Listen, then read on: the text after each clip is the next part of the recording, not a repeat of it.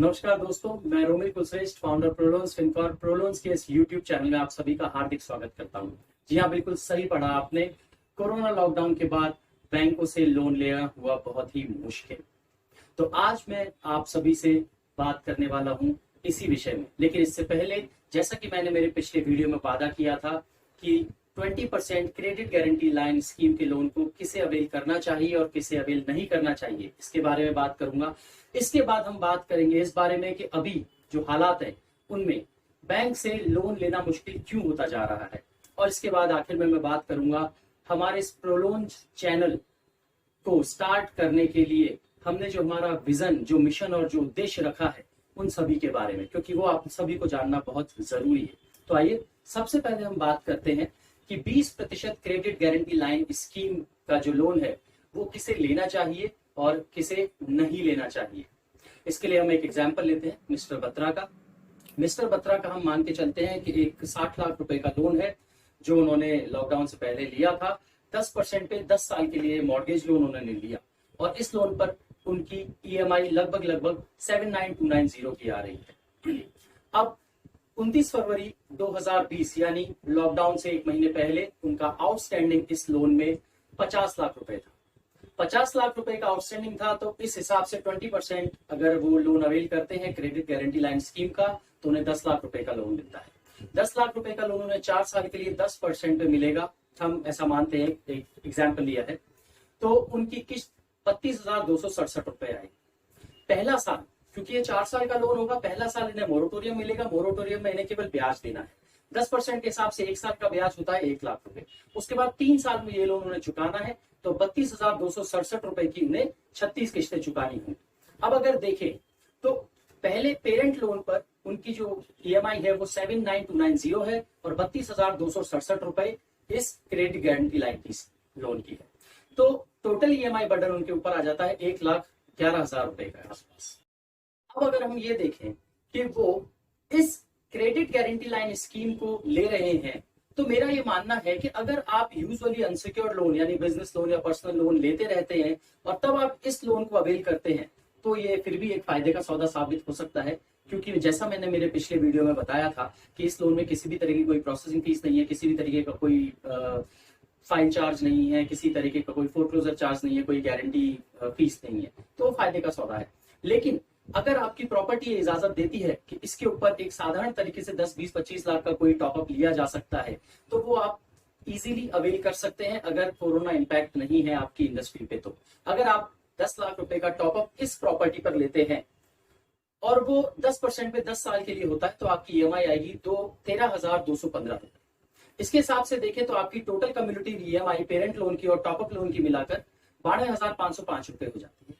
जहां पहले केस में जब credit guarantee line scheme avail किया है ईएमआई 1,11,000 के आसपास आ रही है और यहाँ ईएमआई 92,000 समथिंग आ रही है। तो जो डिफरेंस आ रहा है दोनों ईएमआई का वो लगभग 19,052 रुपए का आ रहा है।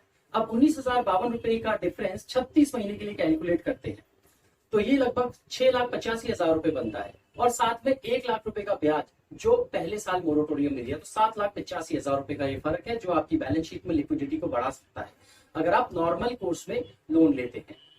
अगर आपकी प्रॉपर्टी इजाजत दे रही है तो आप ये ले सकते हैं। अगर आप यूजुअली अनसिक्योर्ड लोन प्रेफर नहीं करते हैं तो ऑफ कोर्स आपको अपनी उस प्रॉपर्टी पर टॉपअप ले लेना चाहिए। अब मैं बात करता हूं बैंक में आ रही मुश्किलों के बारे में। ये मुश्किलें क्यों आ रही थी, कभी सोचा हमने इस बारे में? हालांकि सब जगह हवा है कि लोन चाहिए, ग्राहक लोन के लिए डिमांड कर रहे हैं, लेकिन क्या वाकई में बैंक उस डिमांड को पूरी कर पा रही है? चलिए इसके लिए हम एक सिचुएशन लेते हैं।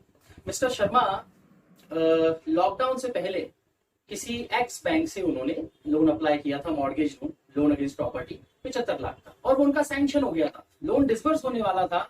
उससे पहले लॉकडाउन अनाउंस हो गया। लॉकडाउन खत्म होने के बाद जैसे ही बिजनेस रिज्यूम हुआ और जैसे ही इंडस्ट्री सारी रिज्यूम हुई वर्किंग करने के लिए, उन्होंने अपने बैंक को अप्रोच किया और कहा कि सर मुझे मेरा 75 लाख जो सैंक्शन है वो मुझे दे दीजिए। तो बैंक ने केवल एक सवाल किया। बैंक ने पूछा आपने क्या मोरेटोरियम अवेल किया है 3 महीने का? चूंकि मिस्टर शर्मा ने मोरेटोरियम अवेल किया था तो उन्होंने कहा ऑफ कोर्स मैंने वो मोरेटोरियम लिया है। बैंक ने उन्हें सिंपली सॉरी कहा कि सर फिलहाल हमारी पॉलिसी में कुछ बदलाव हो गए हैं और हम उन व्यक्तियों को फिलहाल लोन नहीं दे सकते हैं जिन्होंने मोरेटोरियम लिया है। यही मैं एक दूसरी सिचुएशन लेता हूँ मिस्टर मदान की।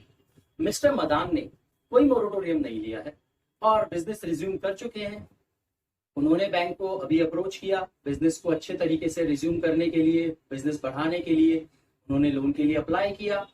तो बैंक ने उनसे एक सवाल किया कि आपका बिजनेस कितने समय बंद रहा। उन्होंने कहा कोरोना में बंद रहा है और अब मैं कोशिश कर रहा हूँ शुरू करने की। लेकिन बैंक्स ने बोला कि आप जिस बिजनेस को बिलोंग करते हैं वो बिजनेस फिलहाल हमारी कोविड इंपैक्टेड इंडस्ट्री में आ चुका है। यानी कि बैंक्स ने अपनी एक लिस्ट बना दी है कोविड इंपैक्टेड इंडस्ट्रीज की और नॉन कोविड इंपैक्टेड इंडस्ट्रीज की। तो जहां आपका बिजनेस अगर नॉन कोविड इंपैक्टेड इंडस्ट्री में आ रहा है तो वहां बैंक्स लोन दे रहे हैं depending upon the financials, bank statements and other things. लेकिन जहां वो इंडस्ट्री कोविड इंपैक्टेड लिस्ट में लाई कर रही है वहां बैंक्स फिलहाल किसी भी तरीके का लोन नहीं दे रहे हैं, क्योंकि बैंक्स ने भी ये डिसाइड किया है, लगभग सभी बैंक्स और एनबीएफसीज ने ये डिसाइड किया है कि फिलहाल 3-4 महीने तक इस तरह की इंडस्ट्रीज जो प्रॉपरली रिज्यूम नहीं हो पाएंगी अगले 3-4-5 महीने तक, उन्हें वो लोन नहीं दे। ऐसी कुछ इंडस्ट्री के बारे में मैं आपको बता दूं, जैसे होटल इंडस्ट्री है, टूर एंड ट्रेवल्स है या एक्सपोर्टर्स है, इन लोगों को फिलहाल बैंक्स लोन नहीं दे रहे हैं। तो मेरी आप लोगों से यही गुजारिश है कि जब भी अगर आप लोन लेने जाएं तो पहले इन सभी चीजों के बारे में जानकारी ले लें और बैंक्स को बहुत ही क्लियर तरीके से बता दें कि आपने मोरेटोरियम लिया है या नहीं लिया है, आपकी इंडस्ट्री की सारी डिटेल्स को दे दें। अगर बैंक उन सभी चीजों से ओके हो जाता है तो ही आप उसको फाइल को बैंक में प्रोसेस करें, अदरवाइज वक्त खराब होगा, सिविल में भी इंक्वायरी चढ़ेगी, वो किसी भी तरीके से सही नहीं होगा। इसकी बजाय मैं ये कहूंगा कि फिलहाल अपने बिजनेस को ग्रेजुअली धीरे धीरे अपनी जमा पूंजी से या फ्रेंड्स एंड फैमिली से फंड अरेंज कर कर चलाएं 3-4 महीने, जब तक कि मार्केट पूरा सस्टेन नहीं हो जाता है और जब तक कि फाइनेंसिंग पूरी तरीके से रिज्यूम नहीं हो जाती है। फिलहाल मैं आप लोगों के साथ एक चीज और शेयर करना चाहूंगा, क्योंकि credit guarantee line scheme government की तरफ से ऑफर की गई है, तो सभी बैंक फिलहाल इस स्कीम के तहत लोन देने में लगे हुए हैं। वो लोग नॉर्मल कोर्स में जो लोन की फाइलें आ रही हैं उनकी तरफ फोकस थोड़ा सा कम लगे हुए हैं। ये गलत है या सही मैं ये नहीं कह सकता, लेकिन ऑफ कोर्स जहां पर सरकार ने गारंटी दे रखी है किसी लोन के लिए तो बैंकों का फोकस उस तरफ जरूर रहेगा, क्योंकि सरकार का प्रेशर भी है एक तरफ। तो इसके लिए बैंक्स अभी फिलहाल अपने चुनिंदा कस्टमर्स की लिस्ट तैयार कर रहे हैं और उन क्लाइंट्स को बैंक लिंक्स भेज रहे हैं ताकि वो लोग उस लिंक पर अप्लाई करें और उसके बाद में 20% लोन के लिए वो एलिजिबल हो जाए। तो अगर आप लोगों के पास अभी तक बैंक ने अप्रोच नहीं किया है या आप लोग ये सोच रहे हैं कि हमें वो लोन कैसे मिलेगा, तो बैंक की वेबसाइट्स पर जाएं, बैंक के कस्टमर केयर पे जाएं और अपनी तरफ से इस ऑफर को अवेल करने के लिए रिक्वेस्ट दाखिल करें, ताकि बैंक्स में आपकी रिक्वेस्ट कंफर्म हो जाए और बैंक्स आपको अप्रोच करें और इस फैसिलिटी का फायदा आपको दे सके। अगर आपको किसी भी तरीके से कोई तकलीफ आती है तो आप हमारे कॉल सेंटर नंबर पर फोन करके इसके बारे में सारी जानकारी ले सकते हैं। अब मैं आप लोगों के साथ वो शेयर करने जा रहा हूं जो मैंने आपको इस वीडियो की शुरुआत में कहा था। प्रोलोन्स का उद्देश्य, इस चैनल का उद्देश्य, इस चैनल का मिशन, हमारे इस चैनल को स्टार्ट करने का मिशन ये है कि हम लोग हमारे ग्राहकों को तथा भारतवर्ष के सभी व्यापारियों को, सभी सैलरीड लोगों को या जो भी लोन लेते हैं या किसी भी तरह का कोई फाइनेंशियल प्रोडक्ट लेते हैं, अवेल करते हैं, उन्हें फाइनेंशियल इंडस्ट्री के बारे में सारी जानकारी दें, उन्हें फाइनेंस की बारीकियों से अवगत कराएं, उन्हें फाइनेंस इंडस्ट्री में होने वाले बदलावों के बारे में अवगत कराएं, उन्हें फाइनेंशियल मार्केट में होने वाली पॉलिसी चेंजेस, प्रोसीजर्स, प्रोसेसेस सभी के बारे में विस्तृत जानकारी दें। इसके अलावा उनके जो फाइनेंशियल प्रोडक्ट्स हैं जिन्हें वो यूज कर रहे हैं रेगुलरली, चाहे वो म्यूचुअल फंड हो, स्टॉक मार्केट हो, लोन हो, लिमिट्स हो या इंश्योरेंस पॉलिसीज हो, इन सभी में रीबूटिंग और रिफ्रेशिंग और रीशफलिंग कैसे की जाती है, इन सभी के बारे में जानकारी दें, ताकि वो लोग जो एक्स्ट्रा पैसा पे कर रहे हैं उस पैसे को वो सेव कर सकें। सेविंग भी इनकम ही है।